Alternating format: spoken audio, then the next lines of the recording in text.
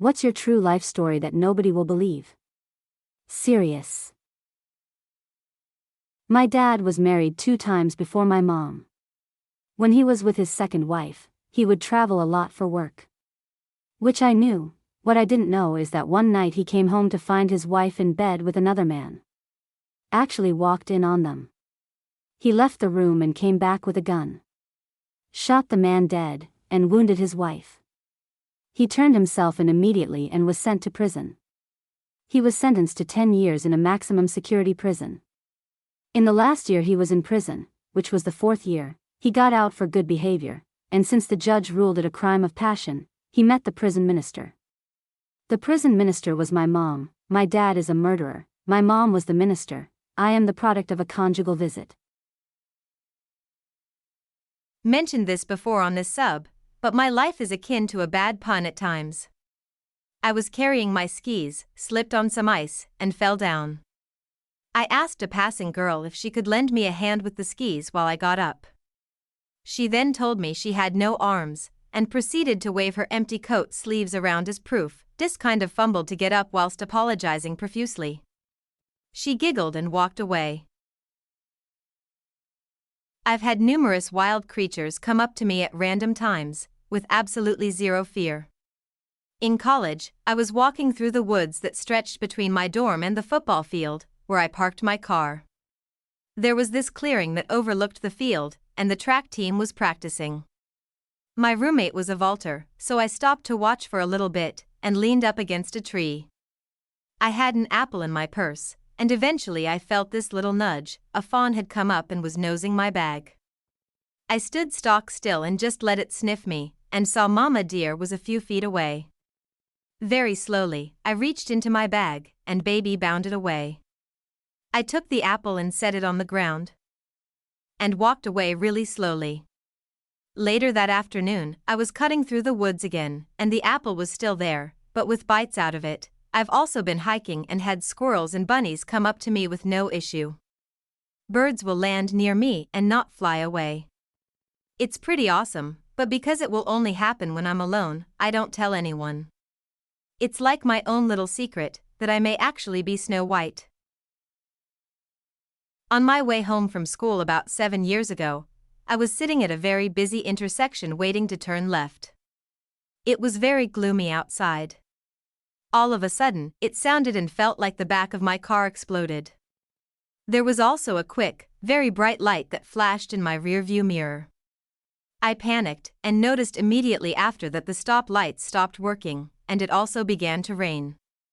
I looked out in the distance and saw a lightning strike. I also looked on either side of me where there was a ton of traffic, and everyone was staring at me like this. That's right, I was struck by lightning. I met a guy online. Fell in love. We were a couple for 5 or so months, began to make plans to meet. Before that could happen, his sister was live in a car accident. Meeting plans were put on hold. He started to pull away. I went to Baton Rouge with the Red Cross after Hurricane Katrina. While there, I found out I was being catfished. I then revenge ducked another guy I knew from online for a couple days. He turned out to be a top-notch douche. I went home and called my catfisher. There was no car accident, his sister was alive, and it was basically a panicked attempt to delay meeting. I ended up eventually forgiving him. I flew across the country, met him, and fell in love in person. I moved out there a couple months later. Everything was amazing, we were so happy. For a year, then he moved for his job, and despite his protests, I loved where we lived and had a great job, followed him. 3 weeks later he came to my apartment after work one day. He broke down in tears, and told me he was getting married that weekend in an arranged marriage. 36 hours later I watched him get on a plane and haven't seen him since. Tomorrow is his 7th wedding anniversary. I've been in 25 car wrecks, I've nearly frozen to death and burned to death in the same night, I've been homeless 3 times, I grew up in a family of 13, I climbed an abandoned forestry tower with a girl once, we watched a storm pass to the south then watched the world set off fireworks on the 4th of July right after that. She fell asleep on my lap. I covered her with my shirt and sat freezing all night. That morning, I dropped her off at her house and never saw her again. I've posted this before, but here we go again. When we were younger, we would play a game where we would throw a pot lid as far as we could into the water and someone would have to fetch it. Basically like playing fetch with your dog. The kid who would win was the one who swam the furthest. One day, a kid threw the lid really far, but the other kid was determined to get it. He swam out really far and then bam. The crocodile got him and dragged him underwater. Edit. Some of you asked for the AMA link, so here you go. I have 3 dead exes. One was Unaliv when he was 25 from a car accident, one when he was 30 from a mysterious illness, and another one was stabbed 40 times by his girlfriend's jealous ex. He was 18. I also lost my V-card to a dude with a glass eye who went to jail for grape.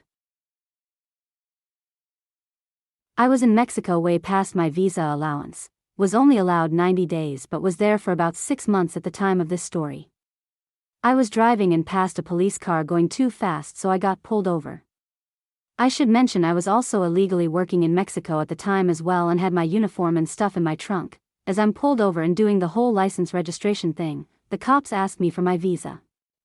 I told them it was at my house, which was not too far away, and if they would allow me to go get it. At this point I just wanted to be alone for a second so I could make some calls and find out what to do. They asked me if they let me get it, would it even be valid? Not wanting to lie and fuck myself over more, I told them no, it was expired, and asked them what now. They started explaining to me that they would have to take me to jail and then deported. At this point I am talking to one officer while the other is searching my car and finds my uniform. They ask me if I'm working in Mexico as well. At this point they are getting angry and start making vague threats about how I will be getting the same treatment Mexicans get when they are in the US working illegally and get caught. At this point I realized they didn't realize my license was a Canadian license and that I was Canadian. I told them this and instantly the situation completely changed. Now they don't care about the visa and are asking me tons of questions about Canada. Is it cold all year? Do bears wander the streets of Toronto, etc.? We talked for quite a while and they seemed really interested in Canada and were really friendly with me when they realized I wasn't American. So when I calmed down a bit after talking with them, I figured might as well ask again what they want to do about the visa situation. They seemed apologetic and said unfortunately they already called it in, so they have to bring me to the station. As I am ready to start going with them, they hear the radio in their cruiser. So one goes to answer it. He comes running back to my car and tells me to quickly get in my car and follow them down the road and don't even think about trying to get away from them. At this point I have no idea what the fuck is going on, but I just do what he says and get in my car and follow them as they start speeding away, 160. About 2 minutes down the road, a car bomb had gone off near a restaurant and injured, maybe Unaliv, I never found out, a bunch of people. We pull up to the smoldering car and the cops get out and tell me to wait in my car. As I wait in my car they go and do their cop thing. After about 20 minutes, one of the officers comes up to my car, hands me my license, tells me to go home and not get caught again and get back to Canada ASAP. I stayed in Mexico another 8 months before I went back. I was declared a divine gift by the monks of St. Catherine's Monastery in Egypt. The monastery was built around the alleged burning bush from the Book of Exodus, and since I was really into religions at the time, I asked the monks some questions about the bush and whether they have any other interesting relics in their monastery. The monks went silent and asked me and my family to follow them down to the gates of the burning bush. They let us see the alleged remnants of the burning bush, even though we are not Orthodox Christians. This is a privilege granted only to high officials in the Orthodox Church, and they said we were the first secular people to ever see the bush. After visiting the bush, the monks gave me some kind of a special blessing where they declared me as that divine gift and a silver ring with Greek writing on it. I was a kid at the time, so I didn't really react to it in an extravagant way, but my mom was dumbfounded for days, since she is a very religious person. Now at an older age I'm just wondering if they do this every now and then as a prank, or if they actually saw something special in me. Edit. For the people asking, I still have the ring in my childhood home, but I'm sorry that I can't provide pictures because I live pretty far away. I am not a religious person, my agnosticism grows stronger every year. And no, even though I have what some would call an eidetic memory, it doesn't mean that I can remember what happened on a specific date many years ago. It means that I can memorize pictures, texts, and number chains for a long period of time after seeing them once. I'm still shitty in math, Thoga.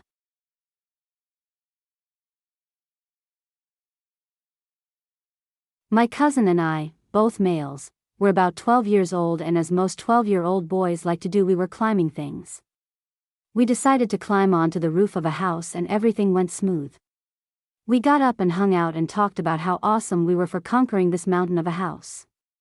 Well, we go to get down and we have to drop down and hang and get our feet on a railing on the back porch. My cousin goes first and he gets down no problem, exactly as planned, so I was feeling confident as ever. I scoot to the side of the house and grab the roof and drop down to hang. Well, my grip wasn't what I thought it was and I lost hold of the house and, just like in the movies, landed with one leg on each side of the rail. I just rolled off to my right so that I would land on the deck and could cry in the fetal position, but I didn't realize the grill was right there, so I hit my head on the grill on the way down. I had to go to the hospital because my sack was black and blue and a nice young nurse got to scan my balls to make sure there was no serious damage. Luckily there were no lasting effects and I can look back on it and laugh now. TL, Dr. Humpty Dumpty, but luckily didn't need put back together.